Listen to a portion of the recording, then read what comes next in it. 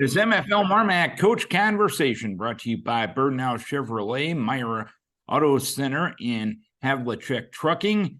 Head coach Dan Anderson joining us after a 35-0 win over Crestwood in week number one. Looking at the stat sheet from that game, Coach, looked like a pretty good overall performance. What were your takeaways? Yeah, it was a good performance overall. I mean, obviously, when you get 35-0 win, you're pretty pleased with that. But there was a lot of things we need to work on too. We took care of the football. We didn't have any turnovers, and I thought our special teams played well.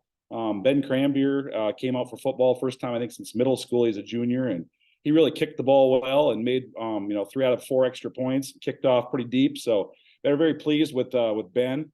Thought our defense played fast and physical and swarmed the football, and that was great to see. We capitalized on Crestwood's mistakes and miscues and made them pay. And I think another thing I was really pleased with was our second team guys got in there in the fourth quarter and some in the third quarter, and they preserved the shutout. They played really hard and fast, and it just shows that we've got some depth. They didn't give up any big plays, and Crestwood still had a lot of their starters. I think maybe all of them still in there, and our second team did a good job of keeping them off the scoreboard. What are those things that you want to improve on from week number one, and how do you avoid your guys falling into a false sense of security, knowing the fact that this is only one test down of a 8-week regular season? Yeah, we got a lot to work on, Darren. First off was penalties. We had, I think, 8 penalties for 71 yards. Had 2 touchdowns called back, one on a good run by Wyatt Powell, and then Bryce Radloff had a beautiful punt return, and it got called back for a hold that was questionable, but the flag was thrown. And I feel bad for Bryce Radloff. I mean, what a great punt return he's been the last couple of years.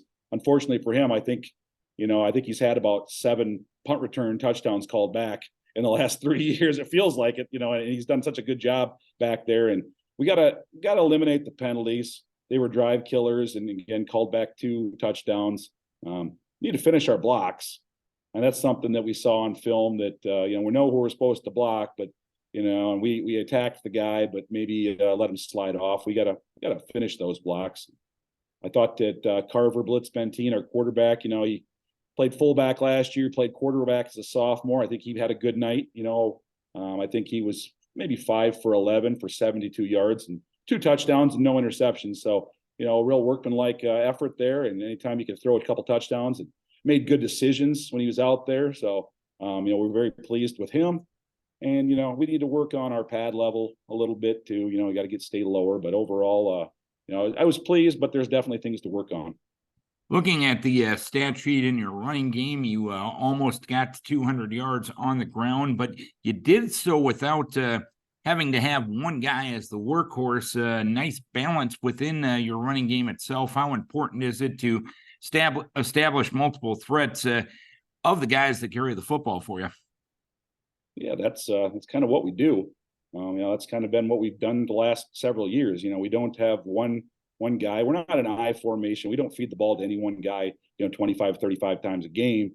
We spread out. We try to keep track of our carries and our touches, and we've got good enough athletes that want to keep them healthy, and we want to spread the wealth because we've got a lot of guys that can score and make plays, and it makes it a little harder to defend too when you're not watching out for one guy. So I thought that Bryce Radloff at wing had some really nice carry. I think he was maybe 5 carries for 55 yards, so he averaged 11 yards a carry. And I think Wyatt maybe had 94 yards and maybe 14 carries. I think he averaged 6.5 a carry. And Quinn had 10 carries at fullback. The yards were a little harder to come by up the middle, but he ran hard, and hopefully we can get him going a little bit. So yeah, we had a lot of different guys to carry the football, and all of them were successful carrying the ball. And then when we did throw the ball too, we threw it to several different receivers and had some nice catches. You got off to a good start last Friday night. How key was that just in getting the ball rolling in the right direction, not only for that game, but the season as a whole? Yeah, it's very important, especially when you're going against a Crestwood team that has, they've got some experienced guys on the team, but they did have a lot of young guys that were first-year starters, and you want to get a fast start and make them do something maybe they don't want to do, make them play from behind a little bit, because although they're out of the gun, their identity is they want to pound the ball at you. So you get a lead on them, a couple scores, all of a sudden, they're playing a little bit different ball game. They're having to throw the ball a little bit more, and they could definitely throw the ball, but it's not what they want to do all the time. We're kind of the same boat. We want to establish the running game, and then throw when we want to. We don't want to throw when we have to all the time. And so I thought we did a pretty good job of staying on schedule, except for the penalties. That put us in the hole a little bit. And so we did have a couple of drive killers where, there's not a whole lot of great plays to run on 3rd and 16. You know what I mean? There's not a whole lot of plays in the playbook, so you got to avoid those kinds of things.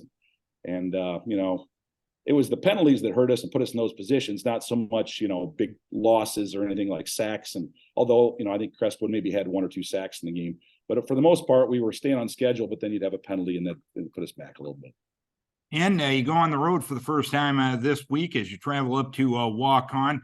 First of all, how did this matchup present itself? Why were you interested in adding the Indians to the schedule? We don't want to travel too far for non-district games. We want a good competition. That's the two things. And you don't have to travel very far in Northeast Iowa to get good competition.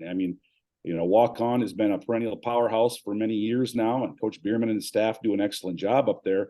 I think they've, multiple state titles, and they've been to the Dome a lot in the last 10, 12 years since Coach Bierman's been, the head coach up there. So what a great job he and his staff have done up there. And Crestwood obviously last year was in the state quarterfinals in 2A. And, it doesn't really matter the class. We don't really care what class we're playing against.